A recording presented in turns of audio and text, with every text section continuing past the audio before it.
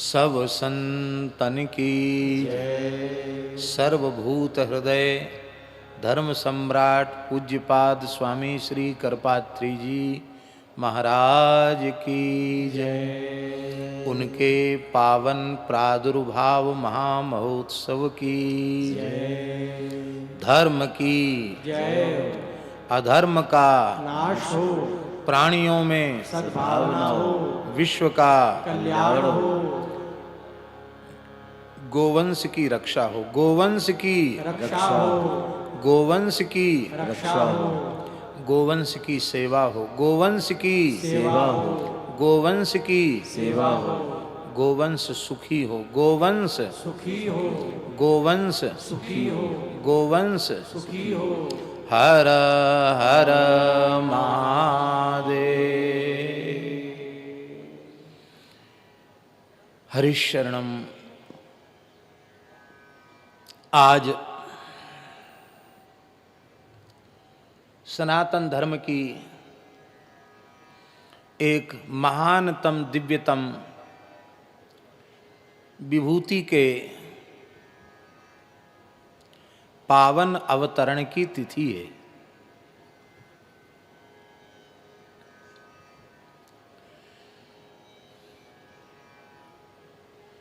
पूर्व काल में भगवान श्री आद्य शंकराचार्य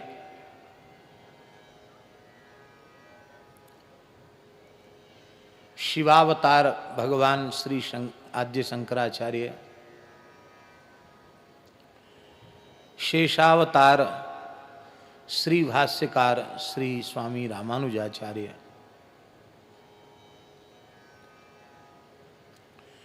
श्री रामावतार जगतगुरु श्रीमदाद्य रामानंदाचार्य भगवान, श्रीमन मध्वाचार्य चरण,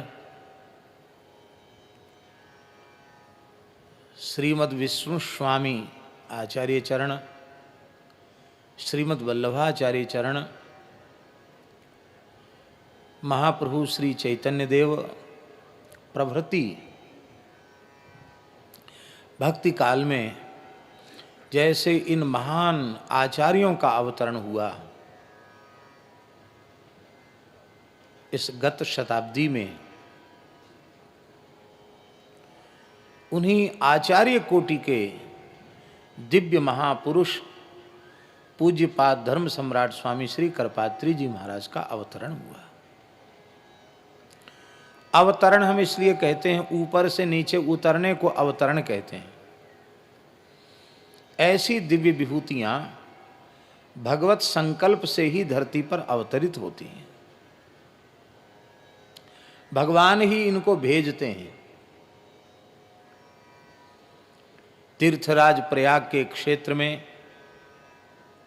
श्री गंगा यमुना के मध्यवर्ती क्षेत्र में, परम पवित्र सरयू पारीण विप्र कुल में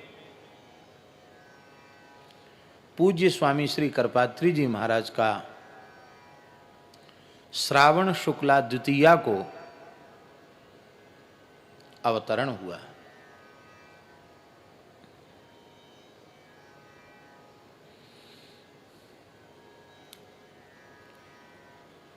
एक तो होते हैं जन्म सिद्ध, एक होते हैं साधन सिद्ध। पूज्य स्वामी जी का साधन भी बहुत उच्च कोटि का था, किंतु जो अवस्था उन्हें प्राप्त हुई वह अवस्था केवल साधन से संभव नहीं है। वो जन्मांतरीय विशिष्ट संस्कार के बिना वो संभव नहीं हो सकता। इसलिए लगता है कि वे साधन में तो क्या कहना है, उनके जैसे वे ही थे। वस्तुतः जन्म सिद्ध ही थे।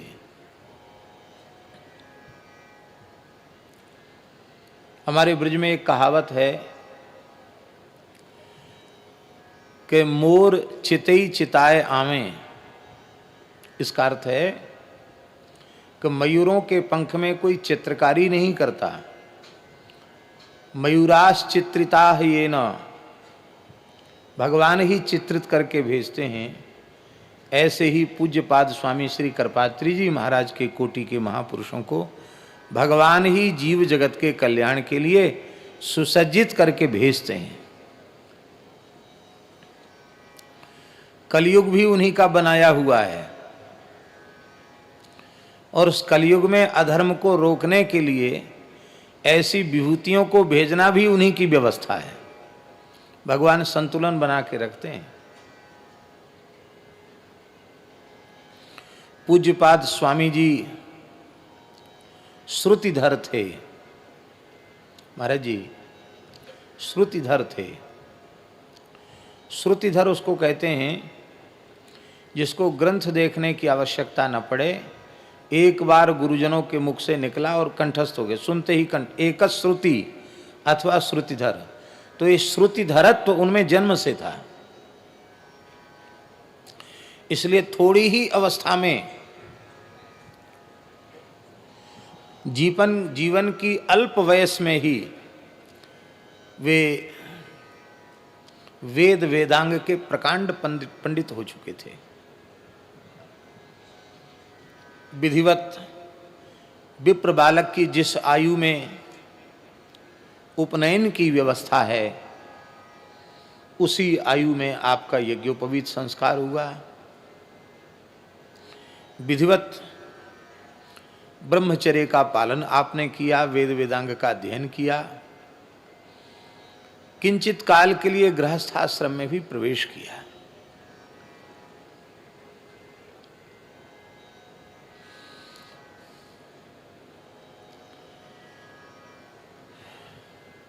थोड़े समय के लिए एक पुत्री का जन्म भी हुआ,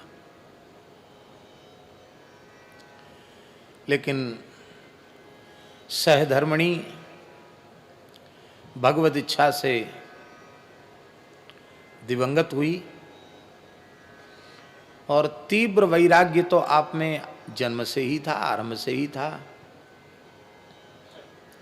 मातृदेवो भव, पितृदेवो भव, आचार्य देवो भव, इस भगवान वेद की आज्ञा का श्रद्धापूर्वक पालन करने के विचार से ही उन्होंने न इच्छा होते हुए भी किंचित काल के लिए गृहस्थ आश्रम में प्रवेश किया था। किंतु यह एक घटना ऐसी घट गई कि वैराग्य तो आपके मन में तीव्र था ही, और तीव्र हो गया वैराग्य, और आप कर्मकांड की सारी विधि का संपादन करने के पश्चात सब कुछ त्याग कर परम विरक्त भाव से गृह त्याग करके वे चल पड़े और पैदल विचरण करते हुए नरवर पधारे। नरवर में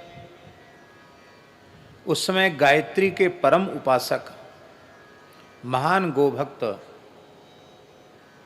गौ ब्राह्मण और वेद के प्रति अगाध श्रद्धा रखने वाले गायत्री के सिद्ध उपासक ब्रह्मर्षि पूज्यपाद श्री जीवन दत्त जी ब्रह्मचारी जी का सानिध्य कुछ काल के लिए प्राप्त किया।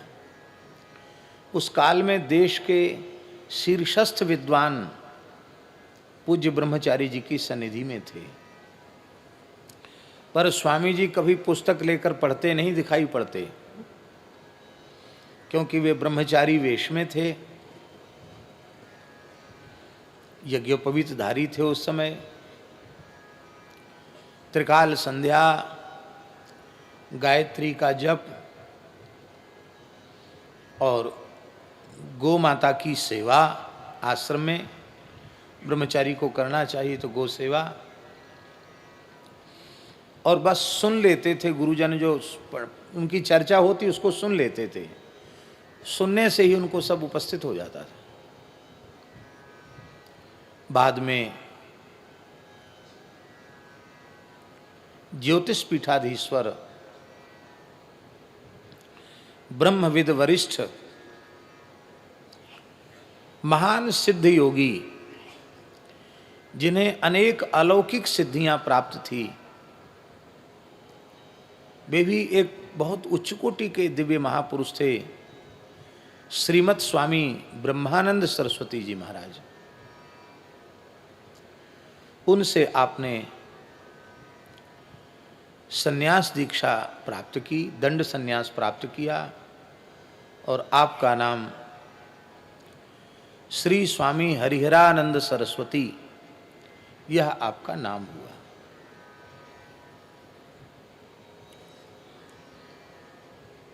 जगतगुरु शंकराचार्य पदाभिषिक्त ज्योतिष पीठाधीश्वर आपके गुरुदेव श्रीमद् स्वामी ब्रह्मानंद सरस्वती जी आपको ही शंकराचार्य पद पर प्रतिष्ठित करना चाहते थे, लेकिन आपका वैराग्य अत्यंत तीव्र था और आप तो निश्चय कर चुके थे कि बस हम हिमालय में जाएंगे तो लौट के आएंगे ही नहीं, और आप हिमालय में चले गए।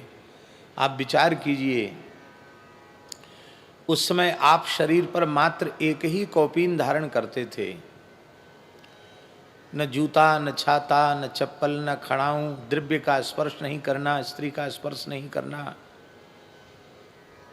वैराग्य की चरम अवस्था पर आप थे। भला ऐसी अंतर्मुखी वृत्ति वाले तीव्र वैराग्य से संपन्न महापुरुष, वे भले ही कोई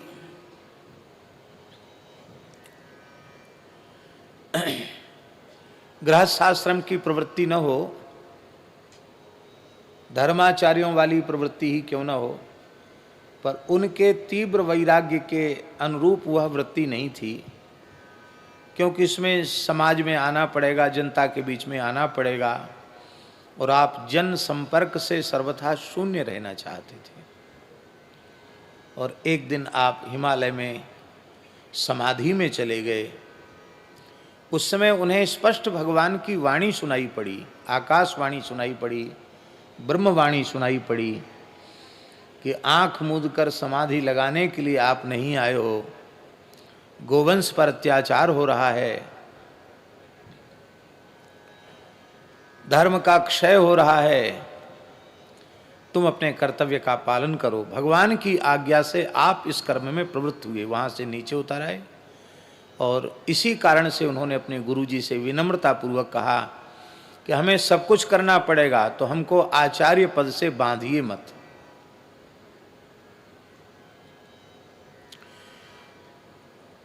उनके तीव्र वैराग्य का ही बोधक है उनकी प्रसिद्ध संज्ञा श्री करपात्री जी। बहुत लंबे समय तक करतल भिक्षा तरुतल वासा, जो आदि शंकराचार्य भगवान ने कहा, सुर मंदिर तरुमूल निवासः शय्या भूतल मजिनम वासः सर्व परिग्रह भोग त्यागः कस्य सुखम न करोति विरागः। करतल भिक्षा 24 घंटे में एक बार अंजलि में जितना आता था उसी को वे ग्रहण करते थे, करतल पर ही भिक्षा ग्रहण करते थे। दोनों हाथ से खाने की विधि नहीं है, इसलिए अंजलि में भिक्षा लेते, फिर बाएं हाथ में जितनी अट जाती उतनी दाहिने हाथ से ग्रहण करते थे। हम लोग तो अपने संबंध में विचार करते हैं तो लगता है पता नहीं क्या भोजन के लिए ही अवतरण हुआ है, क्या खाने के लिए ही पैदा हुए हैं क्या। सवेरे से शाम तक कुछ न कुछ खाते रहते हैं।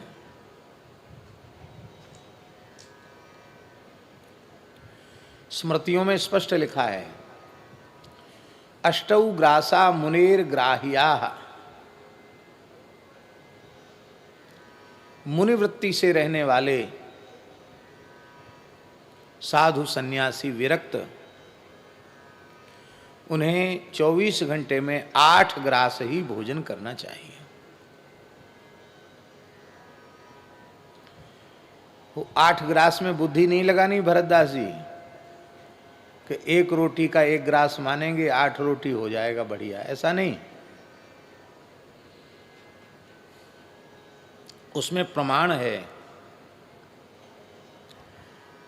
पके हुए जामुन के फल के समान अथवा आमलक के समान, आंवले के समान ग्रास लेना है। आंवला मन इतना 1 ग्रास। तो पंच तो प्राणाहुति हो गई, 3 ग्रास और।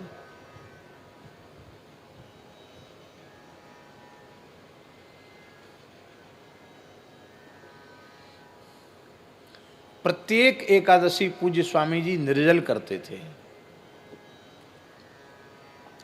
संपूर्ण जीवन में सभी एकादशी के व्रत निर्जल ही किए। बीच बीच में कोई अन्य भी व्रत आते थे, उस समय भी फलाहार नहीं करते थे, निर्जल ही करते थे। महीने में कितने निर्जल हो जाते थे उनके। आश्चर्य की बात तो यह थी कि वासंती नवरात्र, चैत्र नवरात्र और शारदीय नवरात्र दोनों नवरात्र निर्जल करते थे। 9 दिन तक जल भी नहीं लेते थे। और फिर ऐसा नहीं कि भगवान शिव का नित्य अभिषेक करते तो अभिषेक न करते हों, शालिग्राम जी का सहस्त्रार्चन न करते हों, नित्य नियम संपूर्ण करते थे। आवश्यकता पड़ती तो प्रवचन भी करते थे। हमारे पूज्य महाराज जी, पूज्य गुरुदेव भक्तमाली जी सभा में उपस्थित थे और स्वामी जी का निर्जल व्रत था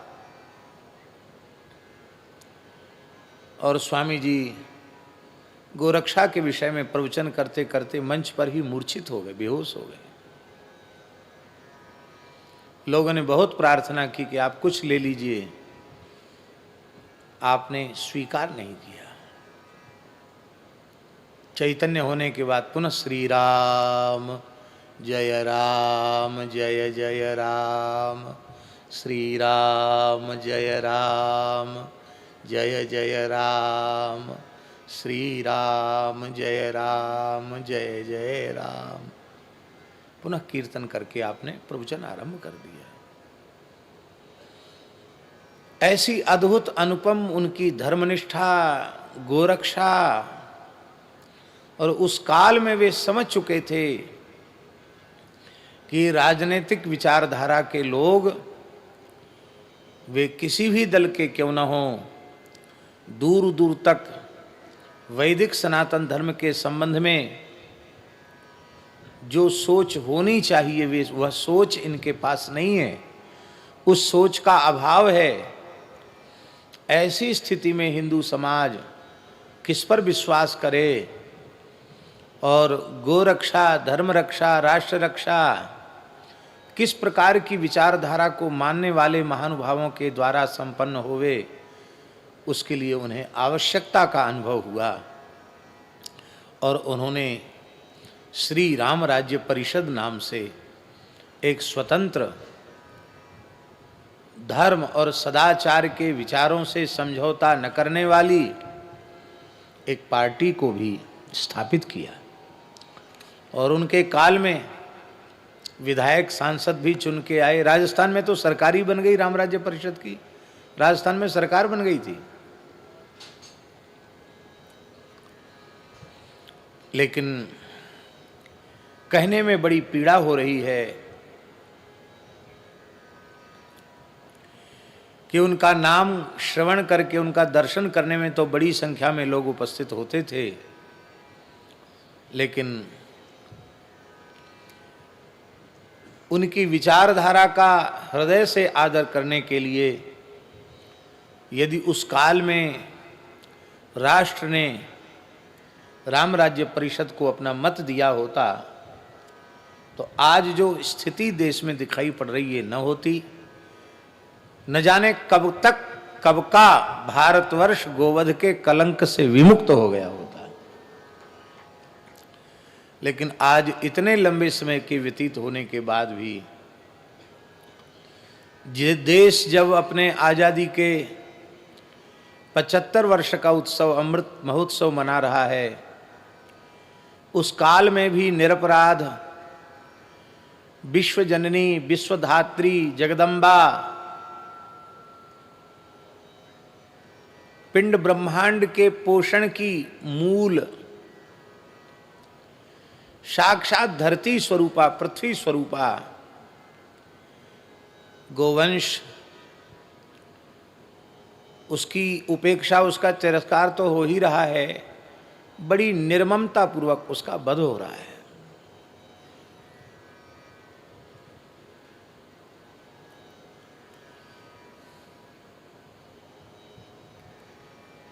कितने अत्याचार नहीं सहे उन्होंने गोरक्षा के लिए।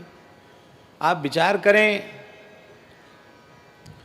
जिस काल में प्रचार प्रसार के इतने माध्यम नहीं थे, वर्तमान में जैसे सोशल मीडिया कहा जाता है वैसा नहीं था। अखबार ही एकमात्र विचारों के प्रचार प्रसार के साधन थे। मोबाइल तो था ही नहीं, टीवी थी नहीं। और उस काल में 1966 के गोरक्षा आंदोलन में लगभग 15 लाख लोग दिल्ली पहुंचे थे, जिनमें सर्वाधिक संख्या मध्य प्रदेश के लोगों की थी और दूसरे नंबर की संख्या राजस्थान की थी, और बाकी अन्य प्रांतों में से, सभी प्रांतों में से लोग आए थे, लेकिन विशेष संख्या मध्य प्रदेश और राजस्थान की थी। माताएं जिनकी गोद में दूध पीने वाले बच्चे थे, वे माताएं भी गई थी कि कोई बात नहीं, गोरक्षा के लिए हम अपने संतान के सहित बलिवेदी पर चढ़ जाएं तो हमें कोई परवाह नहीं है। और उस आंदोलन के कुचल देने के बाद आपने अपने सहयोगियों से कहा था कि अभी कुछ नहीं बिगड़ा, हम लोग कहीं गए नहीं हैं, हम लोग सत्याग्रह करेंगे।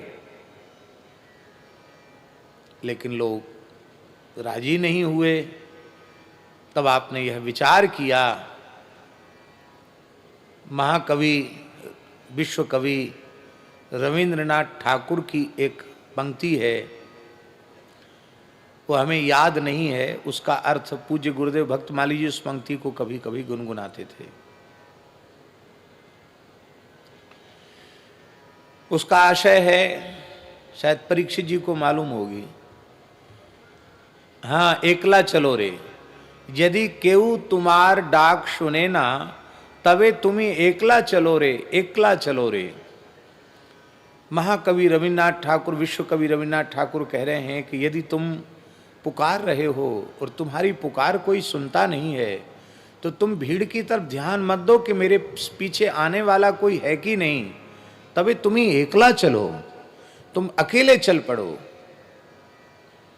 और जब अकेले चल पड़ोगे तो तुम्हारी उस सुदृढ़ विचारधारा का सम्मान करने वाले लोग जरूर तुम्हारे पीछे चलेंगे।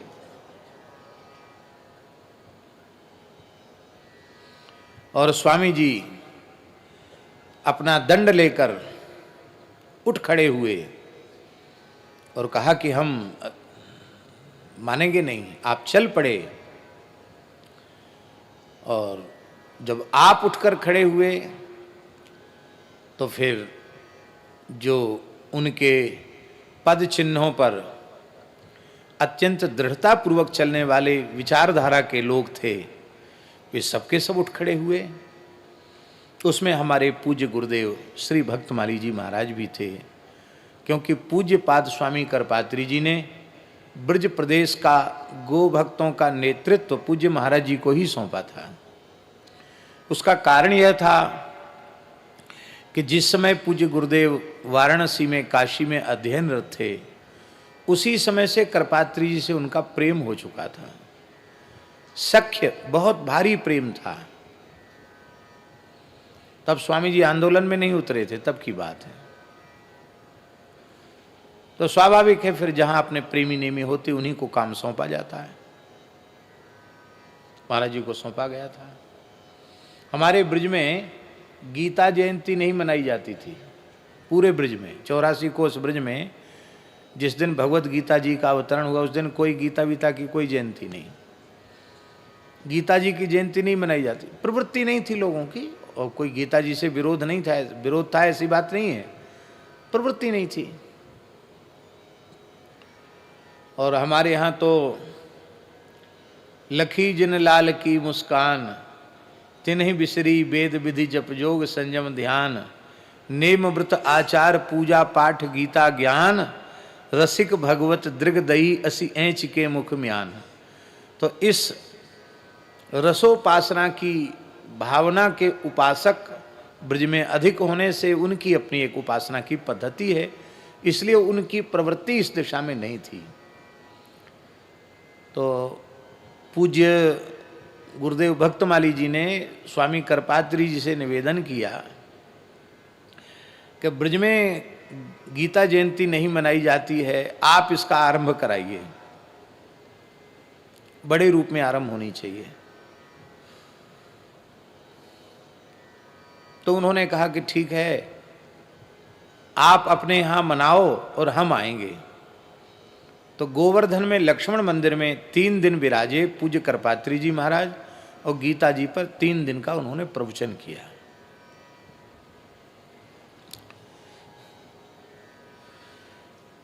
श्री करपात्री जी थे, उन्होंने किसी विषय में मतभेद होने के कारण संघ के विचारों का खंडन किया, और महाराज जी संघ से जुड़े हुए थे, और महाराज जी के जितने सहयोगी थे जो बहुत प्रचार प्रसार किए थे स्वामी जी के आने का, वो सब संघ से जुड़े हुए थे। तो स्वामी जी तो निर्भीक थे, जो उनके मन में आया वो बोलने लगे। तो जो कुम्हेरिया जी आदि जो सब संघ के उस समय सक्रिय कार्यकर्ता थे, वो सबको बड़ा खराब लगा, अरे ये क्या महात्मा बोल रहे हैं। महाराज जी ये सत्य घटना है। तो कोई कुछ उठकर कहना चाहता था, उसके पहले पूज्य महाराज जी ने नेत्रों के इशारे से सबको शांत किया, बैठे रहो, धैर्य पूर्वक सुनो। सुना। इसके बाद महाराज जी ने सबको बुलाया, जितने महाराज जी के सहयोगी ब्रजवासी बालक थे सबको बुलाया। बोले ये भारत राष्ट्र का सौभाग्य है कि नित्य सिद्ध अनाद्य पौरुषे वेदों ने, वैदिक ऋषि महर्षियों ने सनातन धर्म का जो स्वरूप स्वीकार किया है उसको ज्यों का त्यों मानने वाला एक महापुरुष इस समय धरती पर विराजमान है। इसलिए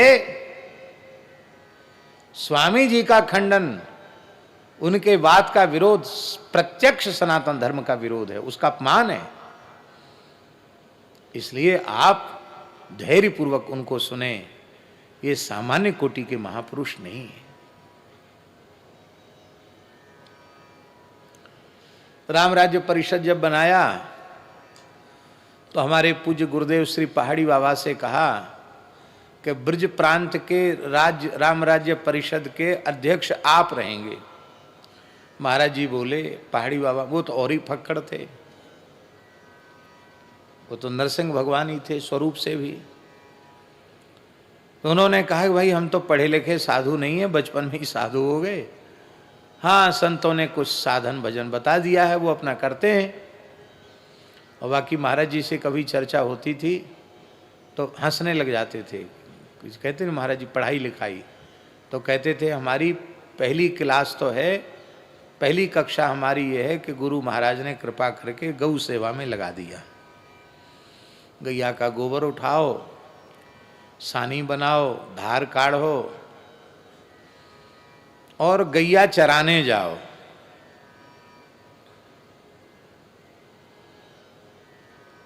तो कहते हमने गैया चराई खाक चौक में, जमुनापल्ली पार ले जाते, जंगल में गैया चरा के लाते। तो पहले गुरुजी ने गौ सेवा में लगाया, ये हमारी पहली कक्षा हुई। दूसरी कक्षा बर्तन मांजने में लगा दिया, भंडार के टुकना भगोना पलटा कड़ाही लंगर इनको अमनिया करो, चौका लगाओ इसमें लगा दिया। कुछ दिन ये सेवा करते रहे। बाद में किसी साधु ने करे, भैया अच्छे खानदान का विप्र कुल का सूत्रधारी साधु है, बताओ महाराज आप बर्तन मंजवा रहे हैं, अरे कम से कम रसोई बनाने लायक है, रसोई में भेजो। तो बोले संतों ने हमारी सिफारिश की तो गुरुजी ने रसोई में भेज दिया। तो तीसरी कक्षा हमारी हुई रसोई। और महाराज जी हमारे मोढेरा वाले महन जी बैठे हैं, पुराने संत कैसे होते थे। 400-500 मूर्ति की पंगत है तो महाराज जी हलवाई नहीं बुलाते थे। 100 साल से ऊपर की आयु में भी 400-500 संतों के लिए पुआ तई पर बैठकर खुद निकाल देते थे, और उनके जैसा पुआ वे ही बनाते थे, उनकी जैसी खीर वे ही बनाते थे। खाक चौक के भंडारे प्रसिद्ध थे।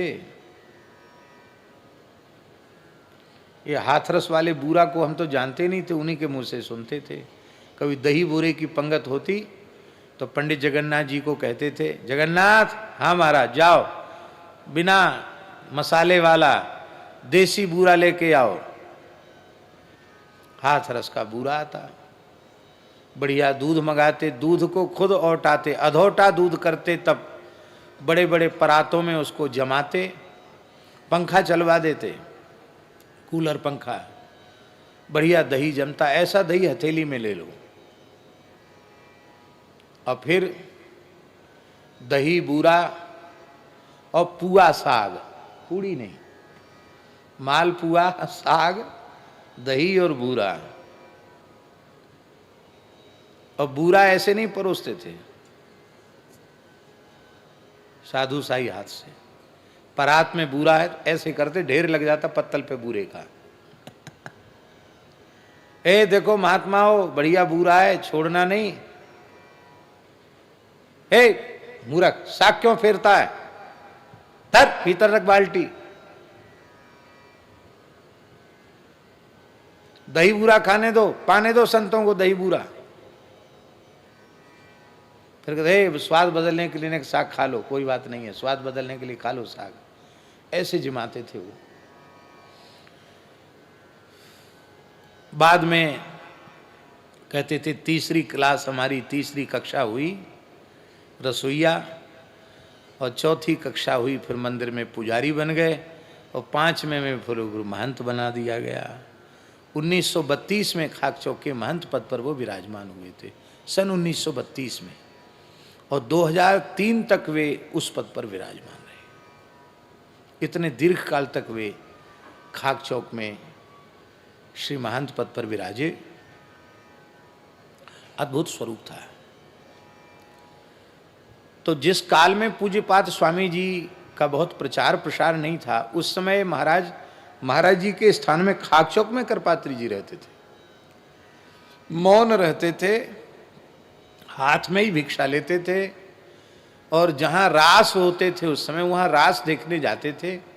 महाराज जी बताते हैं पहाड़ी बाबा महाराज की 2 माला बनाते और राधा कृष्ण को धारण करा के दूर खड़े हो जाते और खड़े खड़े लीला का दर्शन करते थे।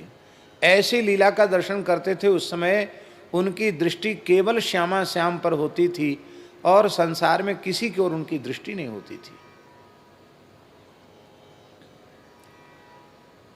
तो बोले बहुत समय तक तो हम लोग यही समझते रहे कि महात्मा बहुत अच्छे हैं, भजनानंदी तपस्वी हैं, पढ़े लिखे तो नहीं होंगे, पढ़े लिखे जैसे दिखते ही नहीं, किसी प्रसंग में लगा के तो बड़े विद्वान हैं।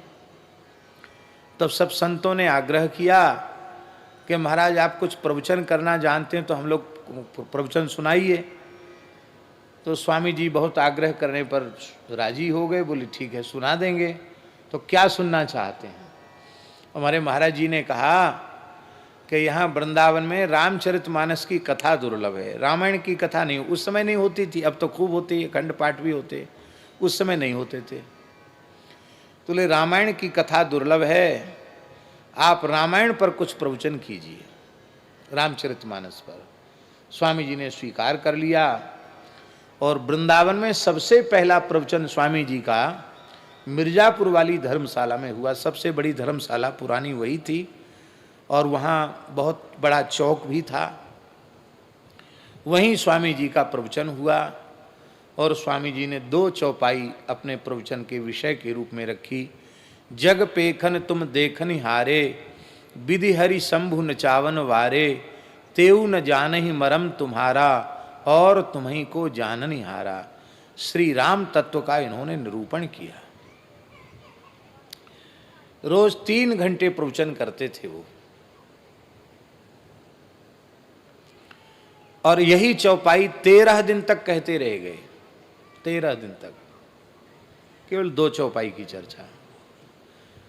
पहले तो 2-3 दिन तो कम साधु ही आए, बाद में तो बड़े बड़े पंडित, बड़े बड़े विद्वान, भीड़ लग गई। अरे वही विलक्षण सन्यासी है, ऐसे बोलते हैं, अद्भुत बोलते हैं, ऐसा तो आज के पहले कभी सुना नहीं, देखा नहीं, इतना विलक्षण ज्ञान है, कहाँ से बोलते हैं पता नहीं। भीड़ इकट्ठी होने लगी। और उस समय एक बड़े विद्वान थे, हम यद्यपि जानते हैं उनका नाम, लेकिन जानकर भी हम उनके नाम का उच्चारण नहीं करना चाहते हैं। उन विद्वान महानुभाव ने पूज्य स्वामी जी को शास्त्रार्थ के लिए ललकार दिया। बोले ये तुलसीदास जी के ग्रंथ को प्रमाण मान करके ये अशास्त्रीय सिद्धांत स्थापित कर रहे हैं।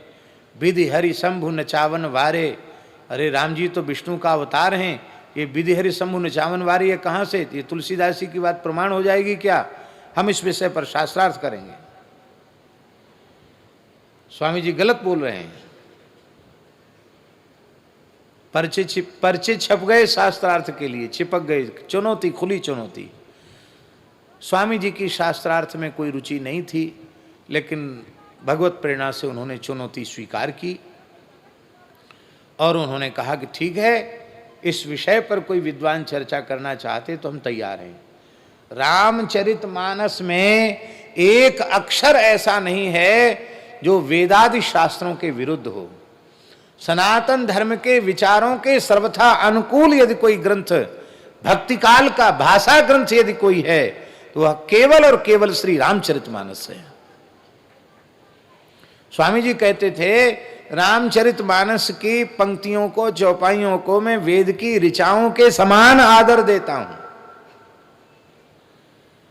प्रत्येक चातुर्मास में वे हिंदी नहीं बोलते थे, संस्कृत ही बोलते थे। प्रवचन भी उनका संस्कृत में ही होता था चातुर्मास में, हिंदी नहीं बोलते थे। पर अपने प्रवचन में मानस जी की चौपाइयों का उदाहरण देते थे। तो काशी के विद्वानों ने पूछा उनसे कि आप हिंदी बोलते नहीं, फिर मानस जी की चौपाई तो हिंदी में है, उनको क्यों बोलते हैं? तब आपने उत्तर दिया कि भले ही वह भाषा है, पर मेरी दृष्टि में वेद की ऋचाओं के समान आदरणीय है। भगवान शिव ने हस्ताक्षर किया है, सत्यम शिवम सुंदरम लिखकर शिव ने ग्रंथ प्रमाण किया। इसलिए रामचरितमानस की कोई बात गलत नहीं हो सकती। हम इस पर शास्त्रार्थ कर सकते हैं, करेंगे। तो बिहारी जी के चबूतरा पर शास्त्रार्थ होगा, ये निश्चित हो गया। उस समय इतनी भीड़ भाड़ में इतनी संकीर्णता नहीं थी, अब जैसा दिखाई पड़ रहा है। बिहारी जी के चबूतरा पर शास्त्रार्थ होगा, ये निश्चित हो गया। और स्वामी जी पहुंच गए, निश्चित तिथि पर शास्त्रार्थ के लिए पहुंच गए। लेकिन जिन विद्वान ने ललकारा था वे उनके वैदुष्य के आगे कहाँ टिकने वाले थे। वो समझ लिए कि काय को छीछा लेदर करावेंगे, अपनी बोल पाएंगे नहीं उनके सामने, तो इससे अच्छा है पहले ही भाग जाना चाहिए। तो वो एक दिन पूर्व ही वहाँ से कहीं अन्यत्र चले गए, नहीं आए। और वहाँ लोगों की भीड़ इकट्ठी थी। स्वामी जी पहुँच गए शास्त्रार्थ के लिए, दूसरा कोई उपस्थित नहीं हुआ। तब स्वामी जी ने उन विद्वान का बड़ा आदर किया, यद्यपि वे उपस्थित नहीं थे। श्री वृंदावन बिहारी लाल की। परम पूज्य स्वामी श्री चेतनानंद सरस्वती जी महाराज पधारे हैं, हम उनका स्वागत करते हैं। विराजें।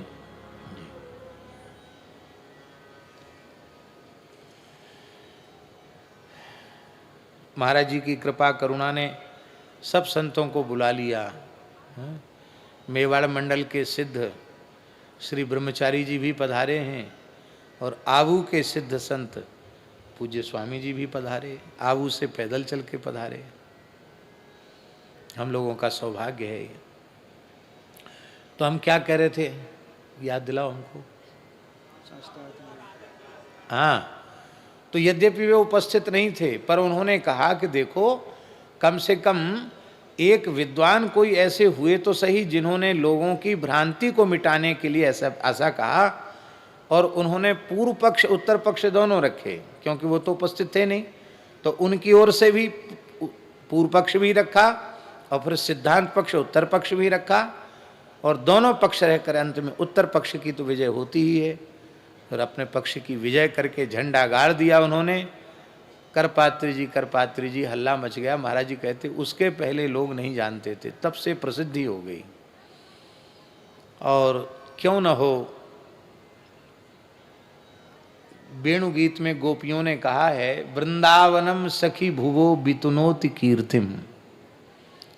अरे सखियों, वृंदावन कीर्ति का विस्तार करता है। वृंदावन का आश्रय जिसने लिया उसकी कीर्ति का विस्तार हुआ। और फिर स्वामी जी की धर्म रक्षा, राष्ट्र रक्षा, इसको तो भला कौन नहीं जानता है। अपना संपूर्ण जीवन उन्होंने इसके लिए समर्पित किया। भक्ति उनके अंतःकरण में ऐसी थी। आज ही श्री मोहनदास जी, कहाँ गए मोहनदास जी? दिखाई नहीं पड़ रहा है, कहाँ भाग गए ये? अच्छा, वहाँ बैठे। आज ही श्री मोहनदास जी ने एक बड़ी सुंदर बात बताई। स्वामी करपात्री जी का संस्मरण, और उस संस्मरण के साक्षी हैं मोहनदास जी।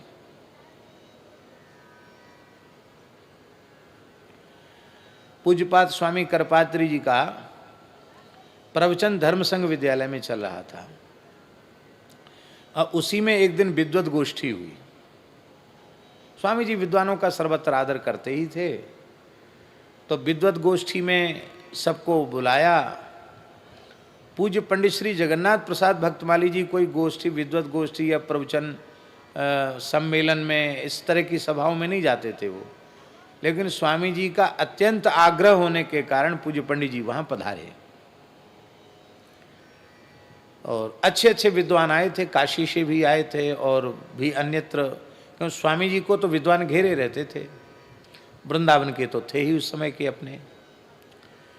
तो पंडित जी महाराज को देख करके पूज्य स्वामी करपात्री जी ने कहा, भाई देखो, शास्त्र चर्चा धर्म चर्चा बहुत हो गई है, ये वृंदावन भक्ति का धाम है, यहाँ कुछ भक्ति की चर्चा होनी चाहिए। और भक्ति की चर्चा, रस की चर्चा तो कोई भक्त ही करेगा। तो श्री भक्तमाली जी बैठे हैं, ये करेंगे चर्चा। पंडित जी महाराज से कहा, पंडित श्री जगन्नाथ प्रसाद भक्तमाली जी से, और बोले इनके प्रवचन में ही शेष वक्ता अपना भाव समझ लें, क्योंकि समय अधिक हो रहा था, इसलिए पंडित जी का आखिरी प्रवचन होगा। तो श्री पंडित जी महाराज ने कोई लंबा चौड़ा मंगलाचरण या कीर्तन कुछ नहीं कराया, सीधे बोल वृंदावन बिहारी लाल की जय, ये बोलने के बाद सीधे छप्पे छंद बोला, और युगनते कमल नैन कलयुग बहुत कृपा करी, और युगनते कमल नैन कलयुग बहुत कृपा करी। और क्या है? भक्त संग ठगिया लागे हैं, निर्जन वन में जाए दुष्ट कर्म कियो अभागे, और सुमरे सारंग पान शोक सागर ते तारी, दुष्ट किए निर्जीव सब दास प्राण संज्ञा धरी, और युगनते कमल नयन कलयुग बहुत कृपा करी।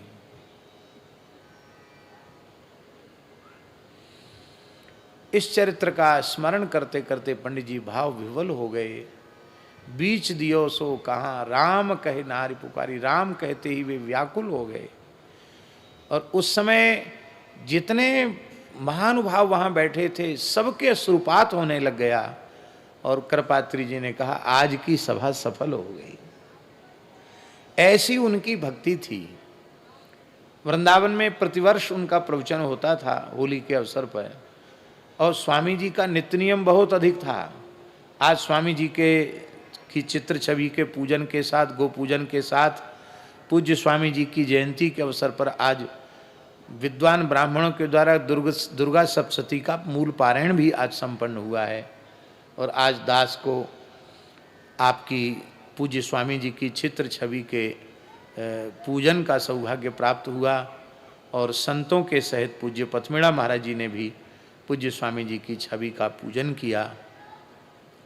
हम तो इस तिथि पर अपने बाल्यकाल से, विद्यार्थी जीवन से ही करपात्री जी की जयंती में सम्मिलित होते रहे हैं, और धर्म संघ विद्यालय में जो स्वामी जी की जयंती पर विद्वत गोष्ठी होती थी, उसमें विद्यार्थियों की ओर से प्रवचन हमारा होता था। धर्म संघ वाले गुरु जी कहते थे, भाई पंडितों की बात तो पंडितों ने कर दी है, पर वृंदावन के विद्यार्थियों की ओर से भी एक वक्तव्य स्वामी जी के चरणों में समर्पित होना चाहिए। तो मेरे नाम का प्रस्ताव करते थे, और धर्म संघ वाले गुरु जी ही सभा के संचालक होते थे। तो सब विद्वानों को, तुमको 2 मिनट, तुमको 5 मिनट, तुमको 7 मिनट, ऐसे बस ऐसे बोलते थे वो। स्वामी गुरु जी का संचालन नहीं सुना आपने? गुरु जी का संचालन कोई भूमिका नहीं कि किस वक्ता ने क्या कहा, सीधे 2 मिनट 5 मिनट ऐसे बोलते थे वो। कई बार तो संचालक ही वक्ताओं से ज़्यादा समय संचालन में ले जाते हैं। गुरु जी का ऐसा संचालन होता था। हमको कहते थे तो हम पूछते, गुरु जी कितना समय? बोले सब समय तुम्हारा है, जितनी देर बोलना चाहो उतनी देर बोलो।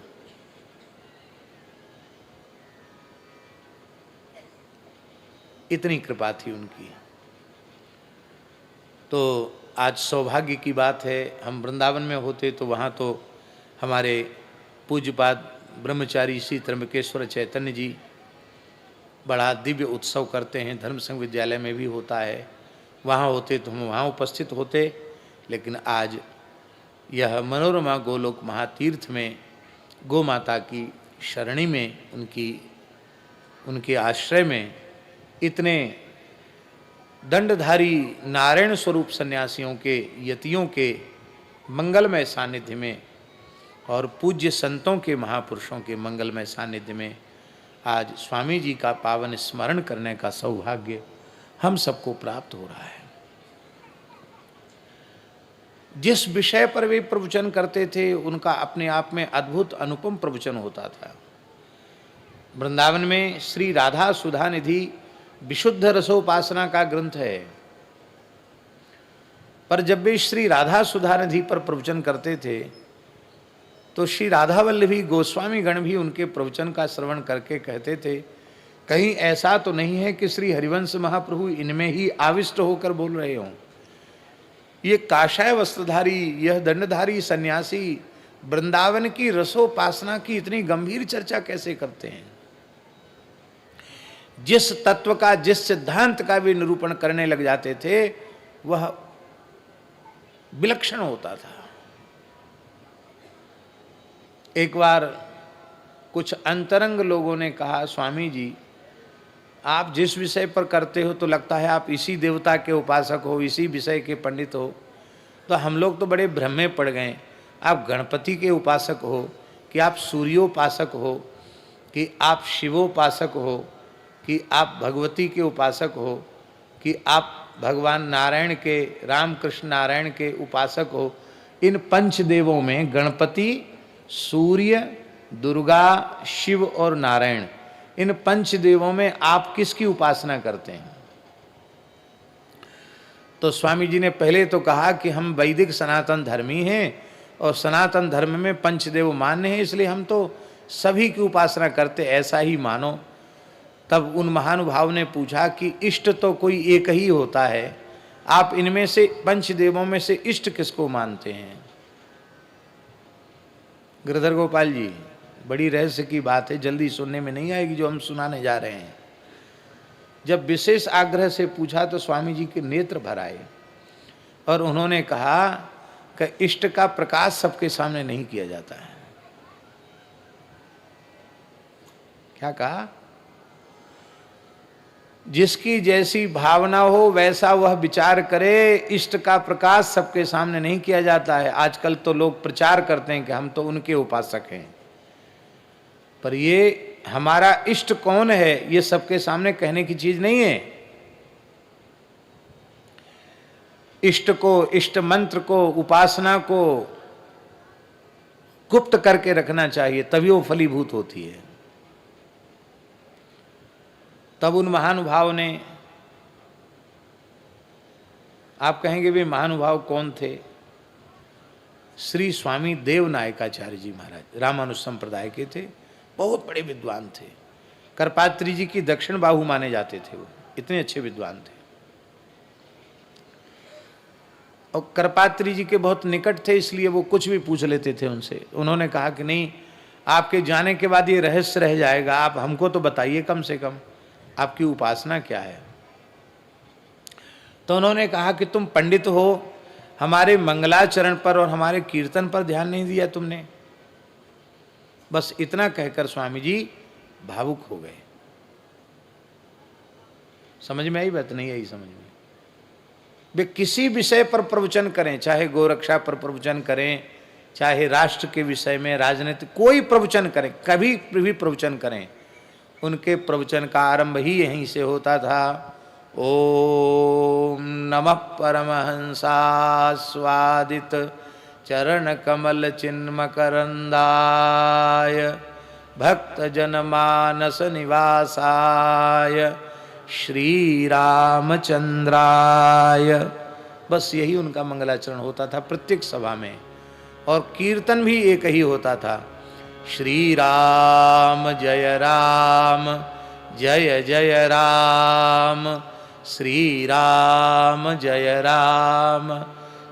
जय राम, श्री राम जय जय राम।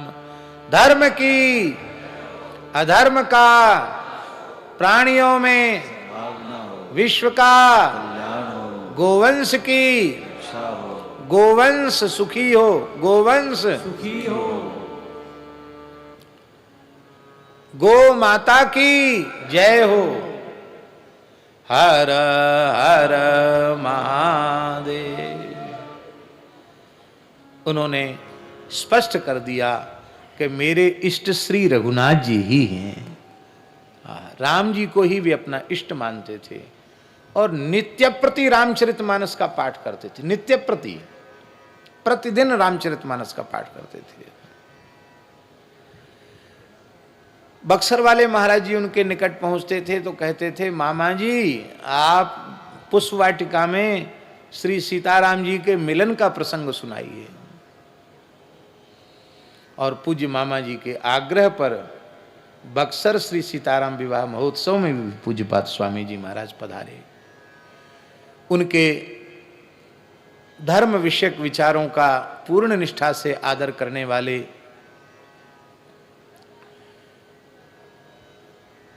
गोवर्धन मठ पुरी के शंकराचार्य पद को उस काल में जिन्होंने अलंकृत किया,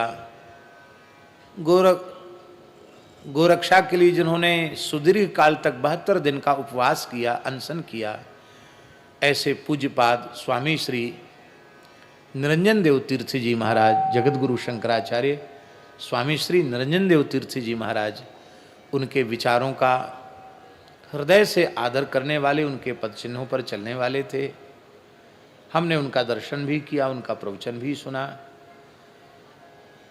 उन्होंने ही ये बात कही थी पूज्य श्री स्वामी निरंजन देव तीर्थ जी महाराज ने कि जब तक भारतवर्ष में गोवध बंद नहीं हो जाता है तब तक हम सिंहासन पर नहीं बैठेंगे, तब तक हम छत्र चमर आदि जो शंकराचार्य के चिन्ह हैं उनको हम स्वीकार नहीं करेंगे। और आज भी उस परंपरा का निर्वाह करते हुए वर्तमान पुरी पीठाधीश्वर जगत गुरु शंकराचार्य श्रीमद स्वामी निश्चलानंद सरस्वती जी महाराज उस पद को सुशोभित कर रहे हैं। और आज शंकराचार्यों में एकमात्र श्रीमद स्वामी निश्चलानंद सरस्वती जी महाराज ऐसे महानुभाव हैं जो छत्र चमर आदि स्वीकार नहीं करते हैं और सामान्य सिंहासन पर ही विराज करके वे धर्म विषयक प्रवचन करते हैं। उनके वक्तव्य में, उनके विचारों में धर्म सम्राट स्वामी श्री करपात्री जी महाराज के सिद्धांत की झलक दिखाई पड़ती है। क्यों न हो, वे उनके कृपा भाजन ही हैं, शिष्य ही हैं। तो सत शिष्य में गुरु का प्रतिबिंब होना स्वाभाविक है, होना ही चाहिए। हम लोगों का सौभाग्य है कि इस समय जगत गुरु शंकराचार्य पद को पूरी पीठाधीश्वर श्रीमद स्वामी निश्चलानंद सरस्वती जी महाराज सुशोभित कर रहे हैं। हमने तो विद्यार्थी जीवन से ही उनका वक्तव्य, उनका प्रवचन सुना है, जब वे शंकराचार्य पद पर विराजमान नहीं थे। अब तो शंकराचार्य पद पर हैं, हम सबके आदर्श हैं, पथ प्रदर्शक हैं, मार्गदर्शक हैं। और इस पथमेड़ा के संपूर्ण गो सेवा के प्रकल्प पर उनका बहुत भारी अनुग्रह है, उनकी कृपा है। अहमदाबाद में भी पधारे थे, यहाँ भी पधारे, जड़खोर गोधाम में भी पधारे। जब उनसे प्रार्थना की जाती है तो वे अवश्य पधारते हैं। इस बार भी यदि चातुर्मास्य का क्रम न होता तो पूज्य जगत गुरु जी यहाँ अवश्य पधारते, किंतु गोवर्धन मठ की परंपरा है कि चातुर्मास शंकराचार्य जी गोवर्धन मठ में ही, पुरी में ही करते हैं, तो वे पुरी में ही विराजमान हैं। पर उनका आशीर्वाद, उनकी शुभ कामना हम सबको प्राप्त है, इस पूरे प्रकल्प के लिए प्राप्त है। तो चर्चाएं तो बहुत अनंत हैं, कितनी बात कहें स्वामी जी के संबंध में, कहते चले जाओ तो भी कोई उसकी सीमा नहीं है। बस हम इतना कहेंगे अंतिम में कि संपूर्ण आस्तिक समाज,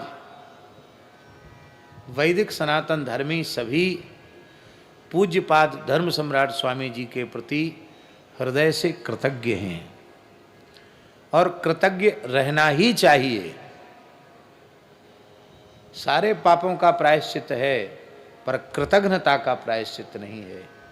उस काल में महाराज जी, स्वामी जी न होते तो जो स्वरूप दिखाई पड़ रहा है, यह स्वरूप भी नहीं होता। आज जो बहुत मनमाने तरीके से लोग जो ऊटपटांग बोल रहे हैं, कई बार हमें स्मरण होता कि पूज्य स्वामी जी होते तो क्या लोग, किसी की हिम्मत थी ऐसा बोलने की? भगवान की इच्छा है, पूज्यपाद स्वामी करपात्री जी महाराज के जीवन काल में पथमेड़ा जैसा रचनात्मक, सृजनात्मक और क्रियात्मक गो सेवा का इतना बड़ा प्रकल्प, उदाहरण यदि पूज्यपाद स्वामी करपात्री जी के जीवन काल में प्रकट होता तो हम समझते हैं वे कितने प्रसन्न होते। हम तो अपने मन में अनुभव करते हैं कि हो सकता है स्वामी जी कहते अब हम कहीं नहीं जाएंगे, अब हम अपना जीवन गोवंश के लिए पथमेड़ा में ही हम जीवन भर रह जाते हैं। ऐसा क्योंकि उनके मन के विचारधारा के सर्वथा अनुकूल यह कार्य हो रहा है। यद्यपि यहाँ बहुत से लोग ऐसे हैं जिन्होंने पूज्यपाद स्वामी जी का दर्शन नहीं किया है।